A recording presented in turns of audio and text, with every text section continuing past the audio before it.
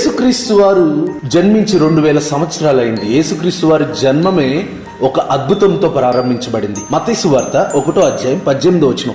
యేసుక్రీస్తు జనన విధం ఎట్లనగా, ఆయన తల్లి అయిన మరియ యోసేపునకు ప్రదానము చేయబడిన తర్వాత వారేకము కాకమునుపు ఆమె పరిశుద్ధాత్మ వలన గర్భవతిగా ఉండెను. యోసేపునకు ప్రదానం చేయబడిందే గాని వారిద్దరు కలవక ముందే పరిశుద్ధాత్మ వలన ఆమె గర్భవతి అయింది. ఎంత అద్భుతం కదా!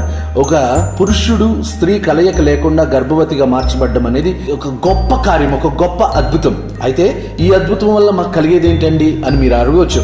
నిజమే, అక్కడ అద్భుతం జరగడం వల్ల మనకి ఏ లాభం లేదు. అయితే యేసుక్రీస్తు వారు ఒకవేళ మన జీవితంలో జన్మిస్తే మాత్రం మన జీవితంలో ప్రతిదీ అద్భుతంగానే మార్చబడుతుంది. మనం పొందుకునే ప్రతిదీ కూడా, మనం మాట్లాడే ప్రతి మాట కూడా, మనం చేసే ప్రతి పని కూడా అద్భుతంగానే ఉంటాయి.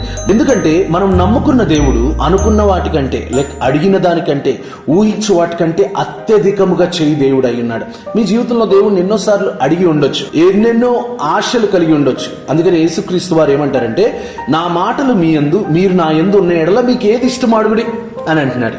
అంటే దేవుని వాక్యము మన హృదయంలో జన్మిస్తే, ఆ వాక్యమైన యేసుక్రీస్తు వారు మన హృదయంలో జన్మిస్తే మనము అడిగినది అద్భుతంగా పొందుకుంటాం. అడిగిన దానికంటే, ఊహించిన దానికంటే అత్యధికమైన వాటిని పొందుకుంటాం.